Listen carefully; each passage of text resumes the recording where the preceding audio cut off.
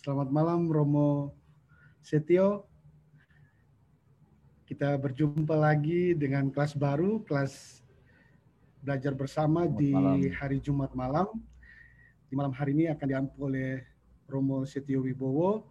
Namun sebelum kita mulai, kita akan mendengarkan sambutan dari Bung Dimas Anugrah selaku Direktur Eksekutif Circle Indonesia. Kepada Bung Dimas, disilahkan.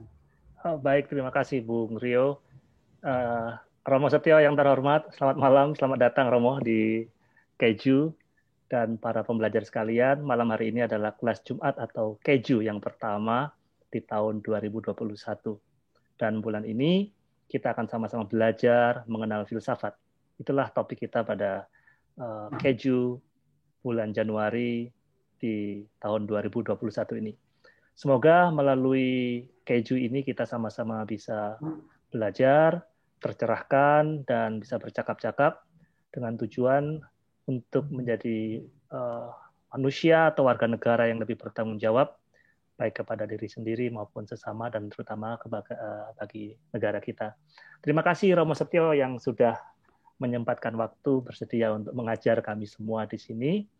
Dan selama sebulan ke depan, Bapak Ibu, kita akan dipimpin oleh Romo Setio di dalam kelas Jumat ini dengan tema mengenal filsafat. Saya Dimas Anugrah, menyambut semua kawan pembelajar yang hadir di Keju ini. Selamat malam dan selamat belajar. Ya. Terima kasih Bung Dimas atas sambutannya. Ya, untuk mempersingkat waktu, dipersilakan kepada Romo Setio untuk memberikan presentasinya di malam hari ini. Waktunya 60 menit, Romo. Disilahkan. Baik, terima kasih Rio, terima kasih Dimas. Moga-moga koneksinya lumayan baik ini ya, terdengar baik tuh ya. Malam hari ini, jadi kita akan punya 4 pertemuan ya. Saya akan berusaha memberi masukan ya mengenai apa itu filsafat. Hari ini kurang lebih ya agak cair begitu ya, kita berbicara mengenai apa itu filsafat.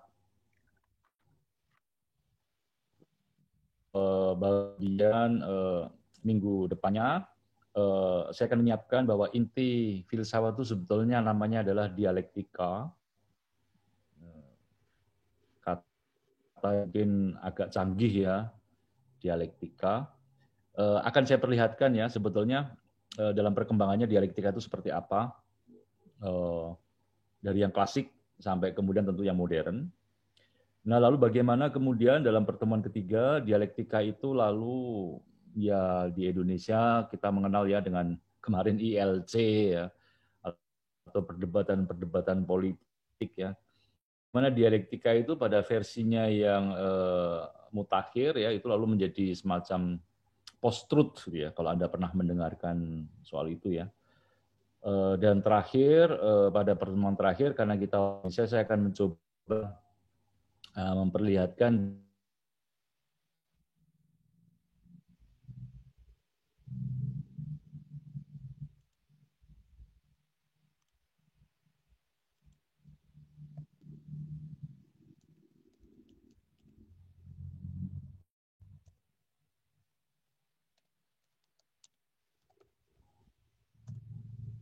putus-putus ya. Ini koneksinya yang tidak tempat saya tuh gimana ini? Udah kedengaran baik, Romo. Udah. Tes. Sudah lagi baik ya. Okay. Sorry tadi sempat putus. Jadi hari ini pengantar mengenai itu filsafat, lalu kemudian dialektika, kemudian post-truth, dan nanti pada bagian terakhir saya mencoba mempresentasikan karakter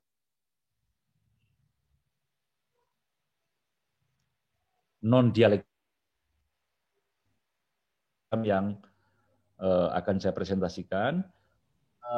Makalah-makalah ada ya, nanti akan saya kirimkan ke Dimas supaya untuk sesi-sesi berikutnya Anda bisa menyiapkannya terlebih dahulu. Untuk presentasi saya akan share screen dulu.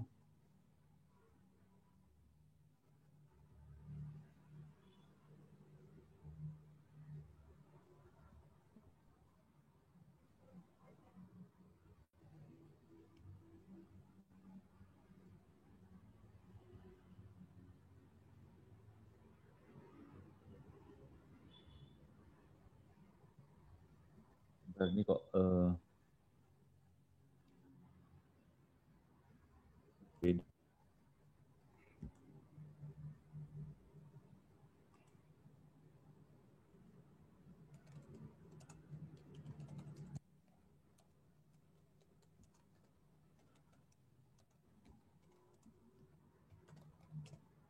Bentar, buka dulu. Mohon.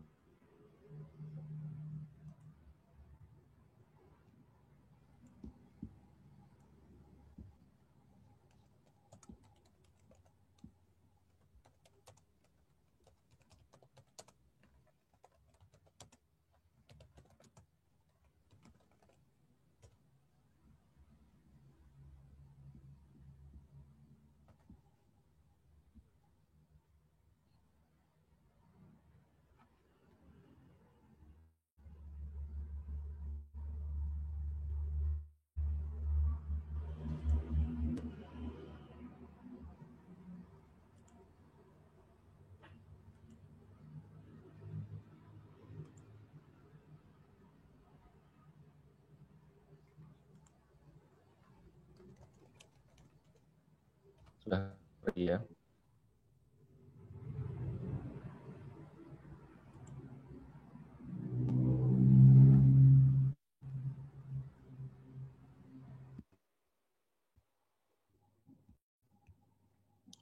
Sudah kelihatan ya?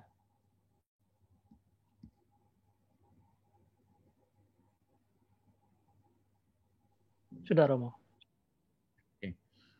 Jadi secara umum filsafat itu adalah apa ya, di sini saya kutipkan dari Albert Einstein ya, saya temukan di Google begitu ya. Wisdom is not a product of schooling, but of the lifelong attempt to acquire it. Jadi kebijaksanaan itu bukan dari sekolah ya, tetapi sesuatu yang terus-menerus kita upayakan sepanjang hidup kita begitu ya. Kita upayakan untuk memilikinya. Jadi saya suka dengan yang ditulis Einstein ini dan saya kira ini mewakili ya apa yang juga dalam pemikiran saya apa itu filsafat ya. Jadi sebuah upaya terus-menerus ya, terus-menerus sepanjang hidup ini untuk menggapai kebijaksanaan itu. Jadi filsuf atau orang yang berfilsafat itu bukan orang yang bijaksana ya.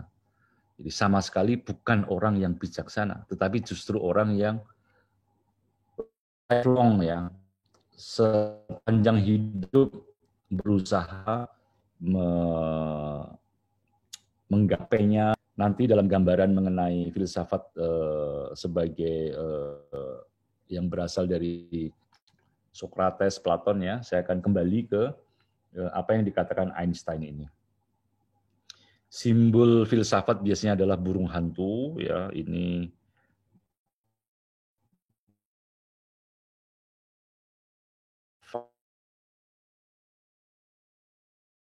pemikirannya Hegel di malam hari ketika kesibukan sudah selesai. Jadi ketika semuanya sudah hening, maka dia akan keluar ya, mulai merangkum, mulai memburu, mulai mengumpulkan begitu ya, apa-apa yang bisa direnungkan dari aktivitas seharian itu. Nah, filsafat tentu sebagai ilmu ya, memang di Indonesia ini kita tidak terlalu kenal filsafat ya, hanya di fakultas-fakultas tertentu, atau kalau Anda di kampus ya paling pernah mendengar yang namanya filsafat ilmu begitu ya. Sebetulnya sebagai sebuah disiplin ya, sebetulnya awalnya ya ilmu itu adalah ya filsafat itu. Maka Cicero, pemikir dari Romawi, mengatakan bahwa filosofi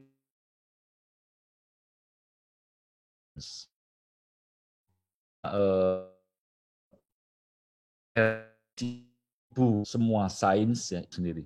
Jadi dari filsafatlah kemudian baru muncul ilmu-ilmu yang kita kenal sekarang ini ya, termasuk ekonomi, sosiologi, ya, komputer ya, matematika ya, semuanya sebetulnya awal dari apa apa yang disebut sebagai pencarian manusia akan kebijaksanaan, akan pengetahuan, atau yang disebut filsafat.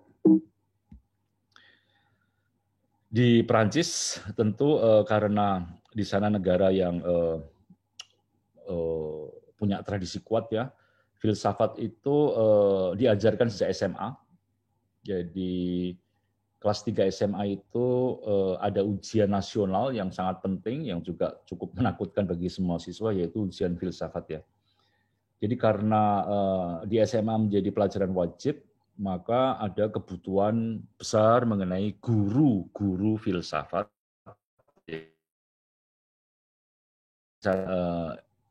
Menjadi guru filsafat adalah menjadi pegawai matematika. Maka pelembagaan filsafat di sana juga biar semacam tempat pendidikan S2 begitu ya. Ya S1 sampai S2, maksimal S2. Tempat pendidikan kenamaan untuk guru-guru filsafat ya. Dan biasanya orang-orang yang disebut filsuf dari tradisi Prancis, biasanya mereka semua adalah lulusan dari sekolah ini ya, École Normale Supérieure ini. Sekolah yang terkenal ya di Prancis ya, tempat mengkader, mendidik calon-calon filsuf. Hampir semua filsuf besar Prancis adalah lulusan dari École Normale ini. Saya katakan tadi filsafat adalah ibu semua pengetahuan. Jadi kalau kita berkaca misalnya pada tokoh bernama Thales ya, yang sering dikatakan sebagai filsuf tanda kutip pertama, maka dia mengukur piramida di menemukan cara ya. Jadi untuk mengukur ketinggian piramida Mesir, maka dia melihat bayang-bayang, ya, panjangnya bayang-bayang. Lalu dia tinggal menaruh sebatang tongkat, lalu mengukur bayang-bayangnya, ya, dari proporsi bayang-bayang tongkat dengan bayang-bayang piramida ini diperkirakan, lalu orang bisa menebak ketinggiannya. Kalau Anda pernah mendengar Pythagoras, ya, teorema Pythagoras, nah sama, dia adalah seorang filsuf juga, jadi ahli matematika, ahli astronomi, ahli ilmu jiwa juga, lalu dia yang membuat ajaran-ajaran pertama mengenai reinkarnasi, ya, bagaimana perjalanan jiwa-jiwa, ya. Jadi sekaligus teologi, ya filsafat, ya matematika, ya musik, ya kosmologi, ya astronomi, begitu.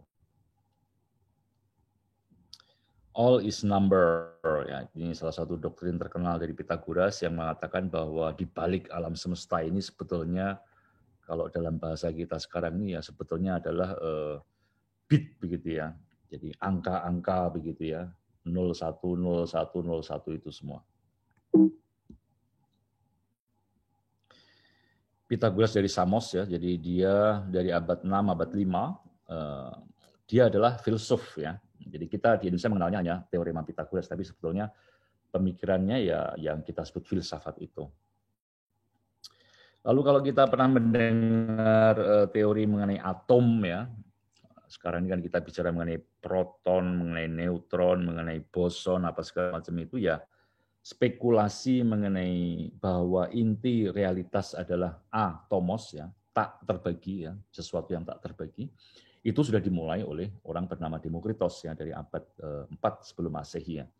Dan kemudian teori yang dulu murni spekulatif ya, karena kan tidak ada mikroskop, tidak ada alat apa-apa ya. Kemudian pada era Dalton ya, abad 18-19, lalu dia menemukan itu, dan sampai sekarang saya kira ya pandangan-pandangan materialis yang melihat bahwa alam semesta hanyalah kumpulan dari partikel kecil-kecil ya, saya kira kan bahwa yang memiliki betul ya, juga teori-teori moral ya dia itu ya dia adalah filsuf begitu ya. Meskipun ilmunya tentang atom ini sekarang tentu kita bilang hanya ilmu yang disebut fisika saja. Kalau kita bicara nama-nama klasik filsuf seperti Socrates, Platon, Aristoteles ya, misalnya Platon ini ya dia bicara mengenai ekonomi, dia bicara mengenai politik, dia bicara mengenai astronomi, dia bicara mengenai etika ya. Jadi itu makanya saya mengatakan bahwa pada awalnya yang namanya ilmu itu ya filsafat begitu ya.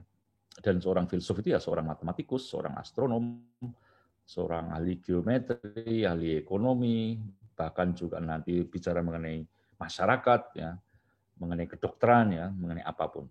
Nah, lalu kan kemudian dalam sejarahnya filsafat itu kan kemudian dengan munculnya monoteisme mendapat saingan dari teologi. Sampai abad pertengahan, dua ilmu besar adalah filsafat dan teologi. Maka kalau kita tahu mengenai Galileo Galilei, Kopernikus, ya,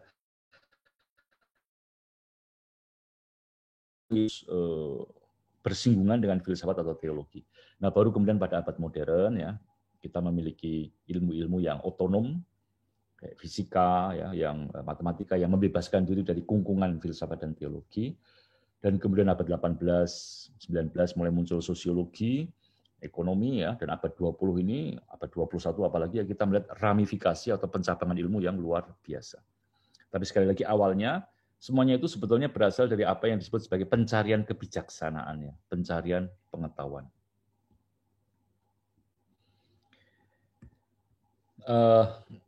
Kalau kita bicara mengenai filsafat, biasanya lalu ada macam-macam nama yang muncul begitu, ya.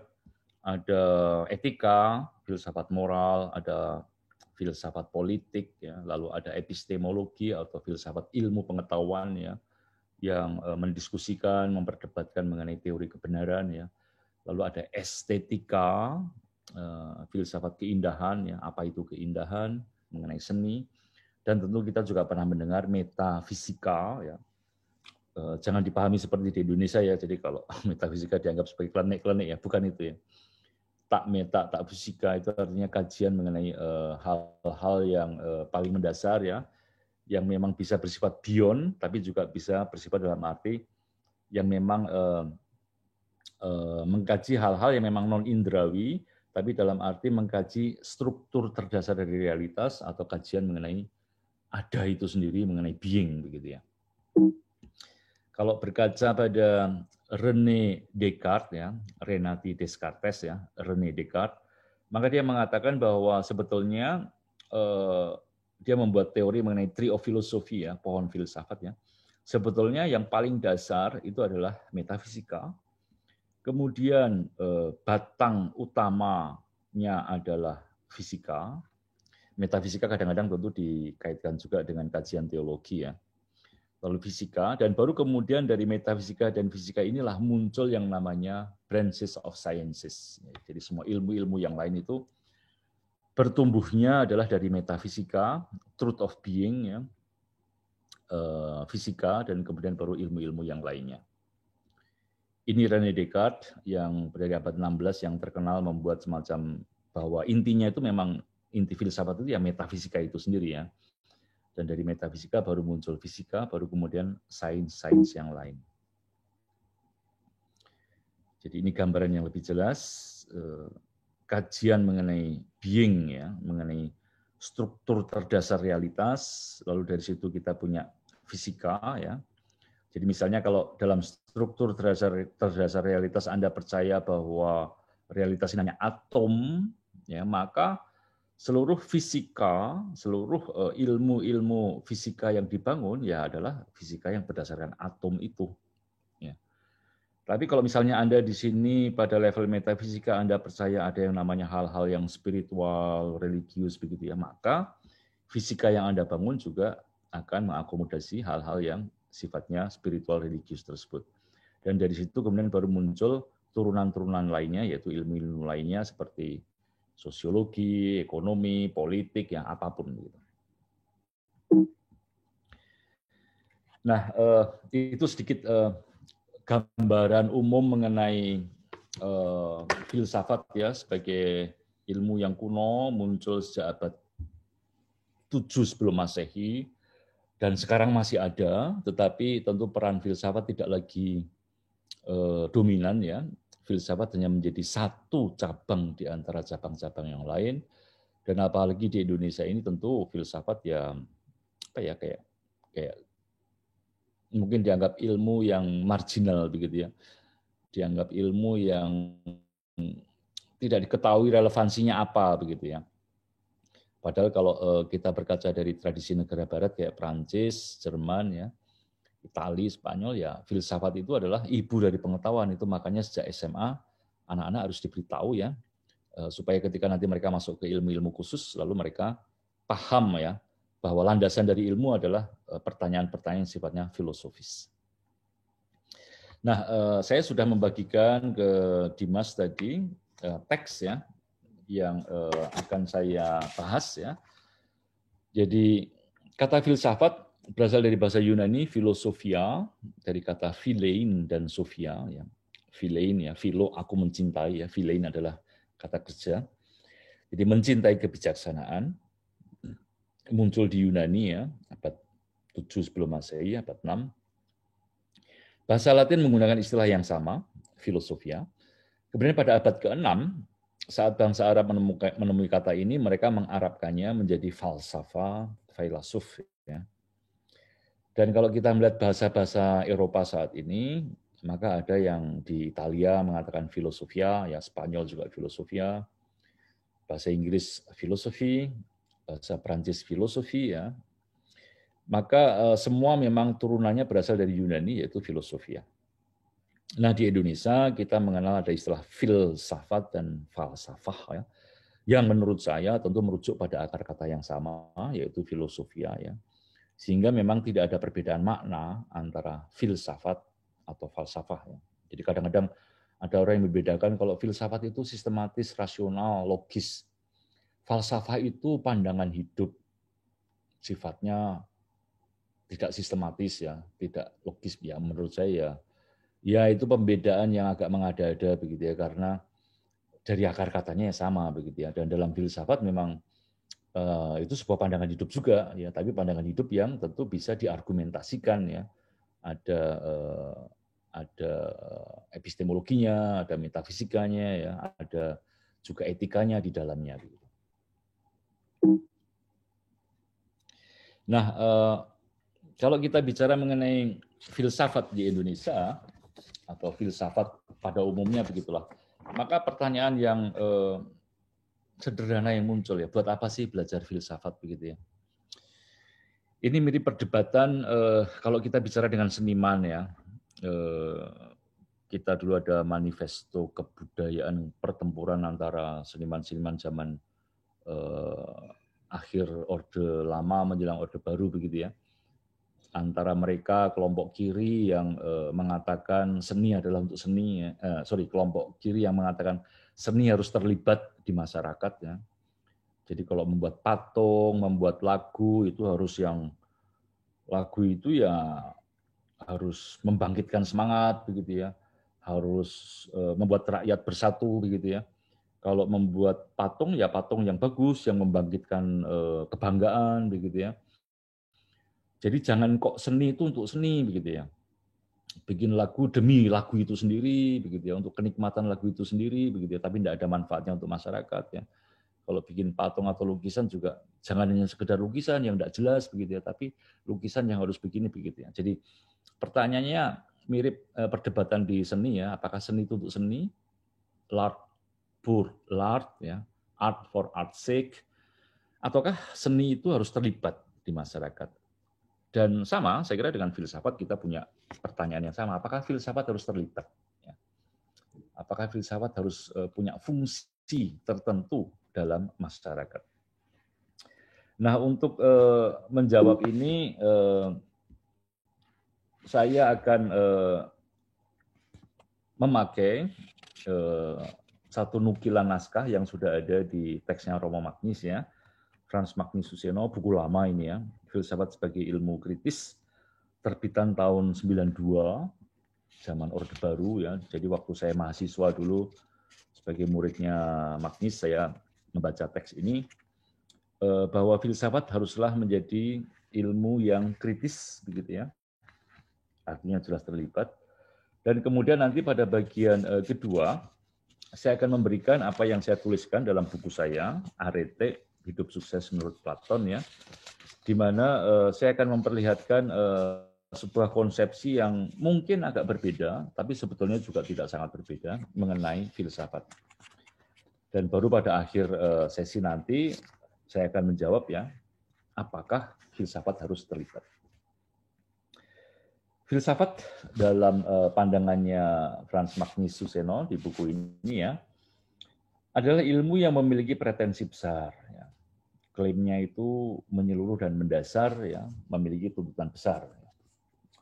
Filsafat mewajibkan kita untuk kritis, ya, bukan hanya secara eksternal terhadap orang lain. Jadi filsafat itu mengkritisi orang lain, pemikiran lain, negara, masyarakat, ya. Tetapi juga harus kritis terhadap diri sendiri. Artinya seorang yang berilmu filsafat, tentu itu membuat dia kritis pada yang lain, tapi juga jangan lupa, ya, dia harus kritis kepada.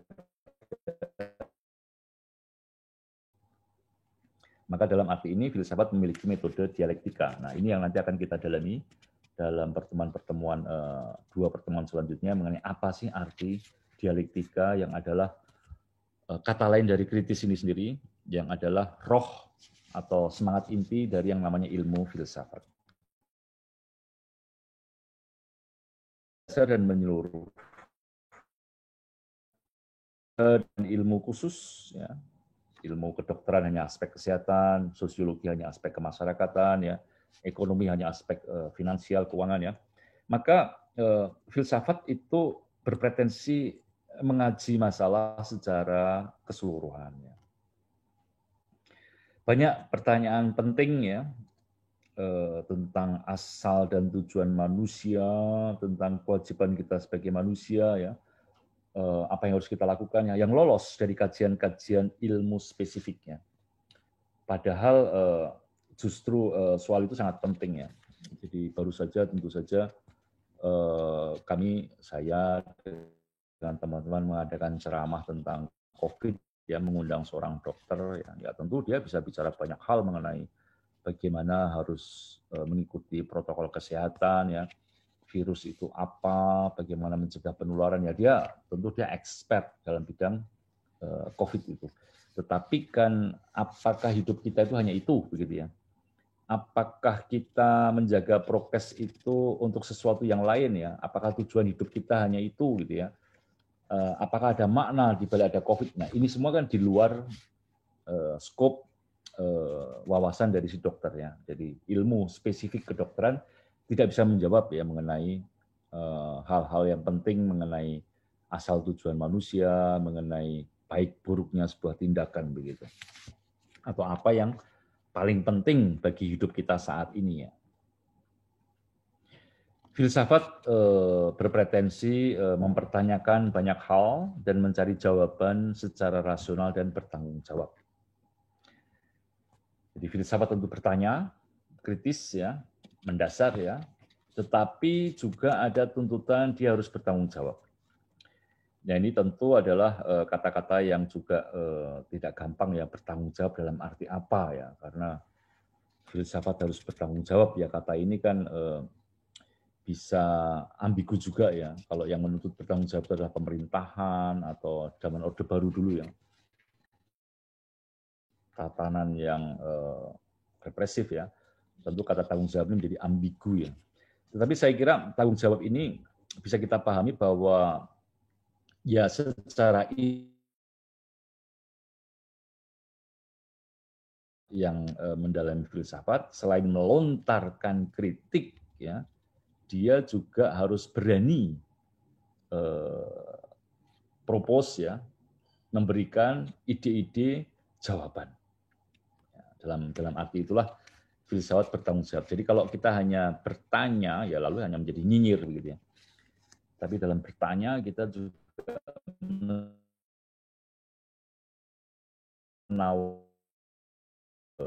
meskipun kita tahu, ya, jawaban-jawaban itu juga tentu bisa diperdebatkan. Kadang-kadang orang mengatakan bahwa filsafat tugas pentingnya adalah bertanya. Jadi dengan bertanya yang baik itu sudah ada separuh jawaban, katanya, begitu, ya. Dan filsafat tidak perlu memberikan jawaban-jawaban. Nah, kadang-kadang ini sikap yang juga oleh Romo Magnus dikatakan sebagai kerendahan hati defetistik, ya. Dari kata bahasa Prancis, ya, defet, ya. Defet itu artinya kalah, ya. Jadi kalau kita berpretensi hanya bertanya dan kita tidak mau menjawab dengan alasan bahwa kita mau rendah hati ya, karena saya juga tidak tahu ya, ini adalah sebuah kerendahan hati yang defetistik ya, kerendahan hati yang merasa kalah ya, kerendahan hati yang lalu palsu begitu ya, karena Anda lalu tidak mengajukan sesuatu yang dibutuhkan ya oleh orang-orang sekitar Anda. Jadi lebih parah lagi, kadang-kadang defetisme ini, sikap tidak mau menjawab, ini juga kadang-kadang bersifat ideologis ya, dalam arti bahwa filsuf begitu percaya bahwa tugasnya hanya melulu bertanya. Jadi dengan hanya sekedar bertanya dan tidak mau memberikan jawaban, seolah-olah dia mengimunkan dirinya, membentengi dirinya begitu ya. Lalu dengan mengatakan bahwa ya filsafat saat ini memang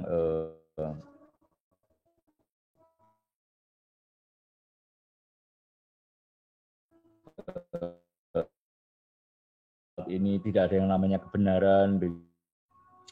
Nah ini kalau kita bersembunyi di balik jargon-jargon seperti itu ya, lalu memang si filsuf bisa jadi justru sedang melindungi dirinya, sedang memasukkan dirinya dalam situasi yang anti kritik begitu ya, ideologis ya. Jadi karena takut dikritik, karena tidak mau dikritik ya, maka lalu mengatakan bahwa dia hanya mau mengajukan pertanyaan.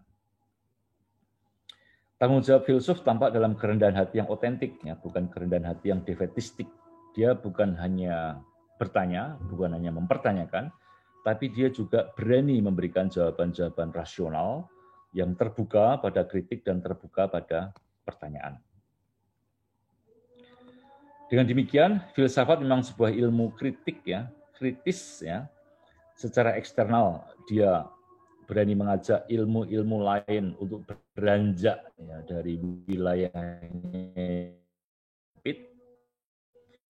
Dan secara internal, dia juga berarti dalam sebuah klaim-klaim ideologis mengenai kebenaran, ya, karena dia juga berani mempertanyakan dirinya.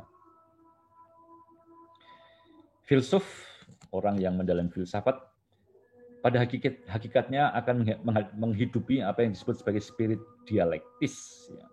Karena apa yang dia pertanyakan, lalu jawaban yang dia berikan, itu tidak terjadi dalam ruang kosong, ya, tapi akan menghadapi sanggahan, tantangan, pertanyaan, kritik dari orang lain.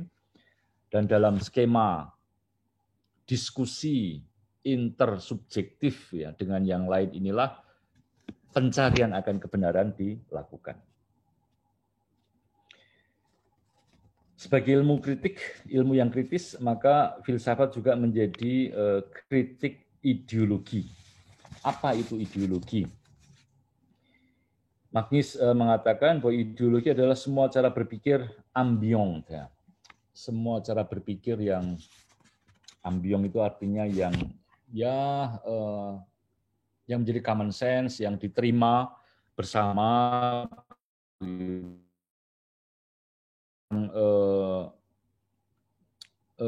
taken for granted ya, diterima apa adanya sebagai ya begitulah cara berpikir kita begitu ya. Ya memang seperti itulah begitu ya. Jadi misalnya kalau di Indonesia ini kan soal agama ya. Agama itu kan menjadi cara berpikir ambiong ya. Yang kita nggak usah keluar rumah pun, di rumah pun ya sudah ada semacam hal-hal tertentu atas dasar agama yang harus kita hargai, harus kita hormati, dan kita semacam tidak bisa lepas dari situ. Zaman Orde Baru, ideologi itu ya misalnya bahwa pemerintah nggak boleh dikritik ya, bahwa omongan pemerintah selalu benar ya, bahwa misalnya sebagai mahasiswa kita nggak boleh begini, nggak boleh begitu. Mahasiswa itu pokoknya tugasnya belajar saja di rumah, nggak usah kemana-mana. Jadi ini adalah yang disebut sebagai cara berpikir ambiong ya, cara berpikir yang diterima sehari-hari yang memang tanpa kita sadari mentirani kita ya, menindas kita dan membuat kita semacam berkutik. Nah, filsafat itu menjadi kritik, berani mempertanyakan cara berpikir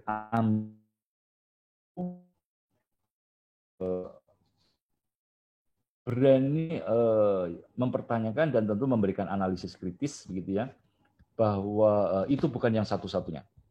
Yang paling gampang juga misalnya uang begitu ya. Jadi masyarakat kita ini kan masyarakat yang sangat disetir oleh uang. Semua harus pakai uang begitu ya. Semua diukur dengan uang, kesuksesan diukur dengan uang, prestise diukur dengan uang ya.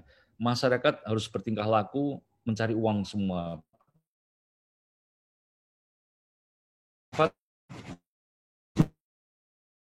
Ini ya mempertanyakan apakah kesuksesan hidup seperti itu ya. Apakah korupsi itu harus menjadi way of life begitu ya.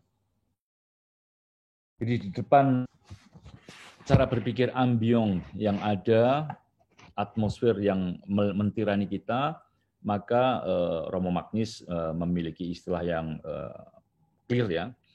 Filsafat adalah bagaikan anjing yang tidak membiarkan sistem normatif yang sudah mapan menjadi tempat istirahat bagi kepentingan ideologis. Filsafat seperti anjing harus menggonggong.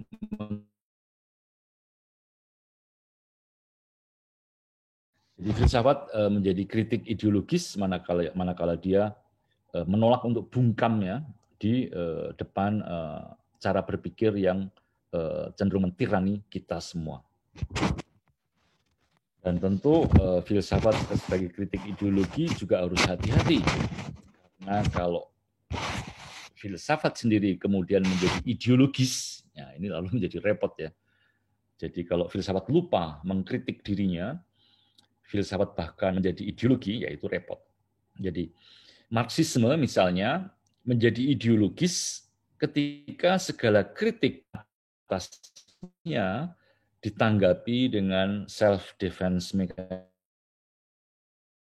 Kalau cara berpikir Marxis selalu kemudian dikritik, kemudian si Marxis menjawab, kamu itu hanya borjuis kecil.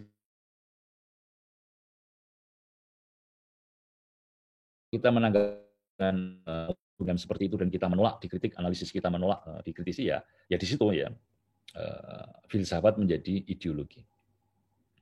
Maka dalam peran filsafat yang bertanya, memberikan jawaban secara bertanggung jawab ya, menjadi kritik ideologi dan sekaligus juga menghindarkan diri dari sifat yang ideologis, maka di situ menurut Romo Magnis tentu saja filsafat bersifat politis ya, karena dia terlibat dengan polis ya. Polis dalam bahasa Yunani merujuk kepada negara kota ya, jadi kayak Athena, Korintus, Sparta itu adalah namanya polis, ya penduduk sekitar yang dianggap warga merdeka 400.000, lalu dengan budak perempuan ya bisa sampai 800.000, dengan wilayah mungkin sebesar daerah istimewa Yogyakarta atau DKI begitu ya. Jadi itulah negara kota yang lalu menjadi asal-usul dari politeia, konstitusi atau politik ya, polis ya.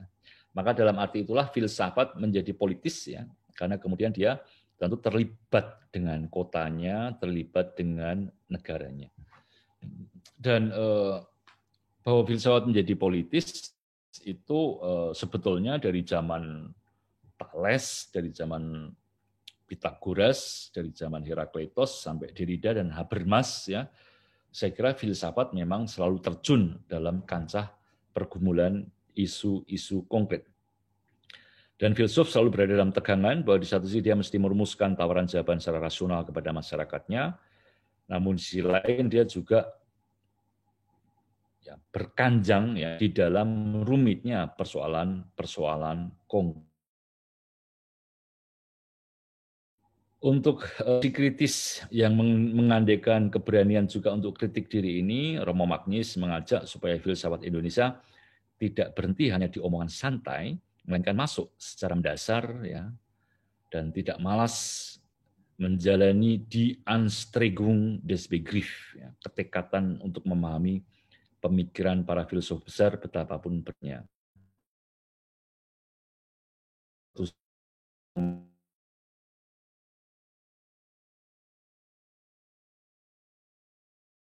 Pakar akan diundang pas Jumat ini mengisi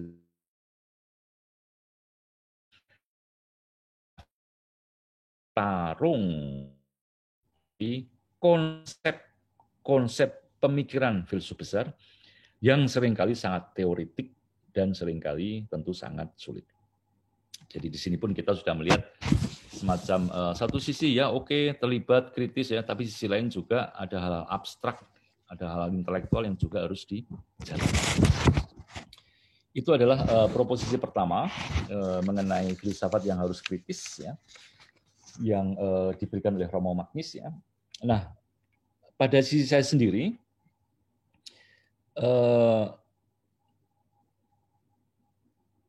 yang saya tuliskan dalam Arete yang hidup sukses menurut Platon, Arete itu artinya bahasa Yunani artinya excellence ya. Diterjemahkan ke dalam bahasa Indonesia, bahasa Inggris menjadi virtue, virtus, virtue. Lalu dalam bahasa Indonesia menjadi keutamaan ya. Jadi sebetulnya buku ini berbicara mengenai optimal ya. Jadi manusia yang optimal adalah dia yang hidup sukses ya. Nah, di sini pada bagian pendahuluan saya sedikit berbicara mengenai apa arti filsafat dalam pemikirannya Platon ya, terutama Sokratik. Menarik bahwa di beberapa teksnya menurut Platon dia menulis mereka yang sudah bijaksana, entah manusia atau dewa, tidak berfilsafat. Jadi kalau mencari definisi filsafat di teks-teksnya Platon, maka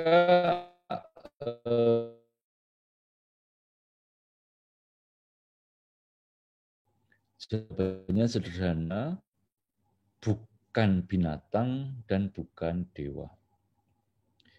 Binatang tidak membutuhkan filsafat karena binatang tidak tahu ya bahwa filsafat itu berguna, filsafat itu penting. Para dewa juga tidak perlu kuliah filsafat ya, tidak perlu ikut sesinya circle sini ya. Kenapa? Ya karena para dewa sudah bijaksana. Jadi ada dua makhluk yang tidak butuh kebijaksanaan, yaitu binatang karena tidak tahu, dan para dewa karena mereka sudah bijaksana. Maka yang berfilsafat, yang mencintai kebijaksanaan adalah manusia.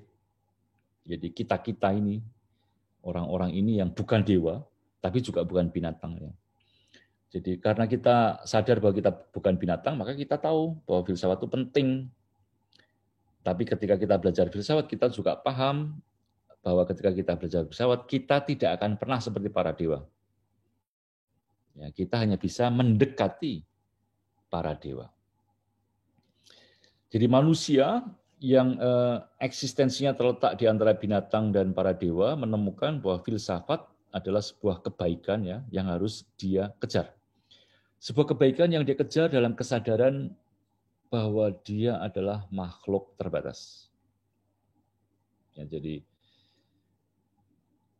filsafat itu ilmu yang tentu luar biasa, tetapi dilakukan oleh orang-orang yang tahu batas-batasnya. Ya. Satu sisi dia bukan binatang, dan di sisi lain tentu dia bukan para dewa.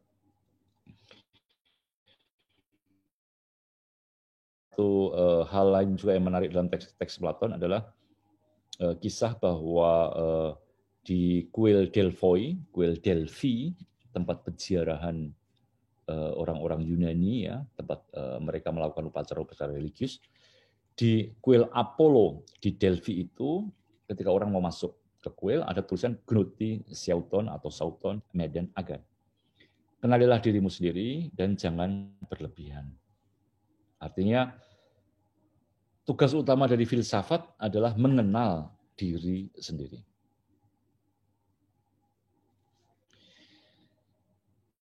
Pemahaman khas seperti itu ya, menegaskan bahwa ketika kita bisa bicara mengenai filsafat, filsuf itu memang yang tidak memiliki kebijaksanaan. Menjadi filsuf adalah orang yang bergerak dari tidak tahu menuju pengetahuan. Dia selalu ada di dalam tegangan, ya, dari ketidaktahuan seperti binatang menuju ke pengetahuan. Manusia adalah dia yang selalu mencari tahu, ya, mencari tahu lebih banyak lagi. Atau kalau dalam rumusan Sokratik yang agak paradoksal, ya, Sokrates adalah orang dikatakan paling bijaksana se-Yunani karena dia tahu bahwa dia tidak tahu. Mungkin ini agak aneh kedengarannya begitu ya, tetapi untuk teman-teman yang sudah pernah membaca Sokrates atau tahu disebut prinsip ignoransia Sokratik ya, atau ketidaktahuan Sokratik atau ape Sokratik begitu ya, bahwa Sokrates itu justru dibilang sebagai orang bijaksana karena dia adalah orang yang tahu bahwa dia tidak tahu.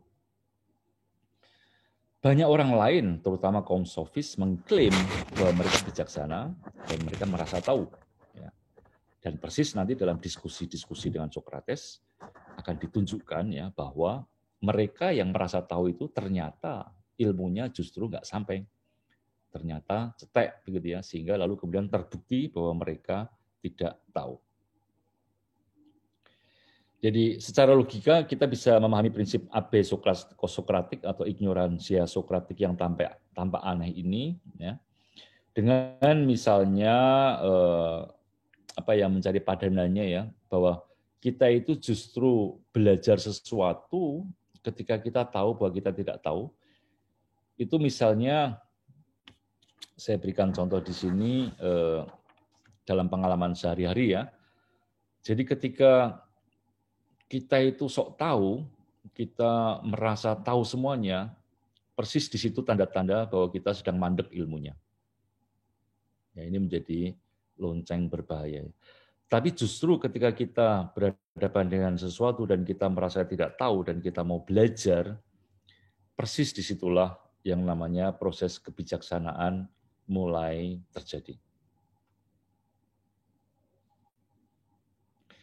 Seorang pakar ekonomi yang bijak biasanya sadar untuk mengatakan bahwa pendapatnya terbatas. Seorang pakar ekonomi yang bijak pasti tidak akan pernah berani mengklaim tahu semua tentang ekonomi.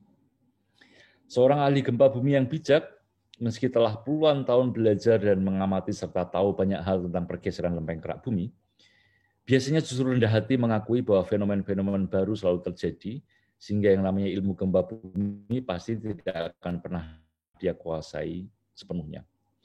Seorang dokter yang bijaksana juga tidak akan dengan pongah mengklaim bahwa dia tahu semuanya tentang COVID-19 ya.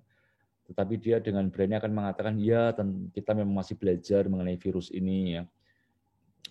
Penularannya, apalagi yang varian baru begitu ya. Tetapi ya kita sambil belajar, kita mencoba ini, mencoba itu begitu.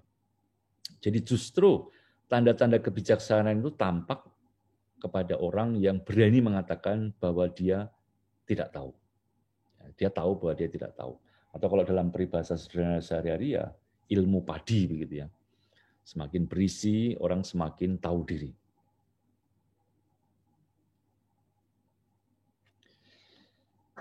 Jadi ilmu filsafat adalah ilmu untuk mengenali diri sendiri, tidak berlebih-lebihan, ya, gnoti seuton meden agan, dan itu dipraktekkan oleh Sokrates dalam keberanian untuk mengatakan bahwa dirinya tidak tahu, ya.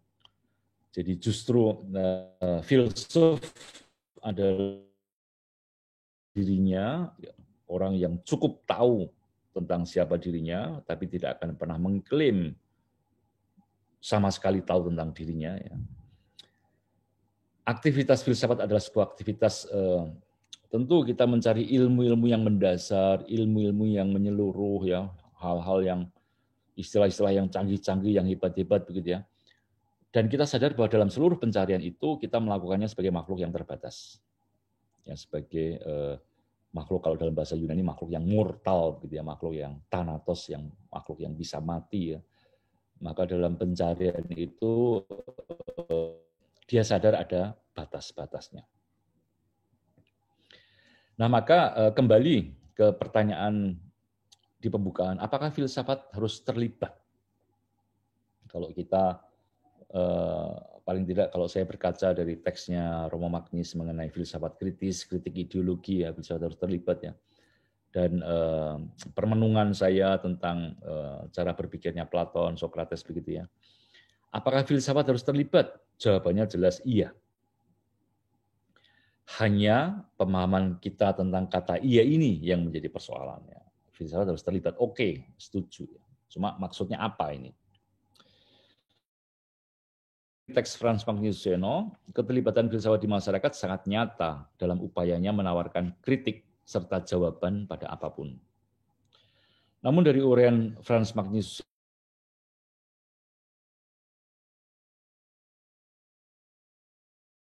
dia mengkritik diri sendiri.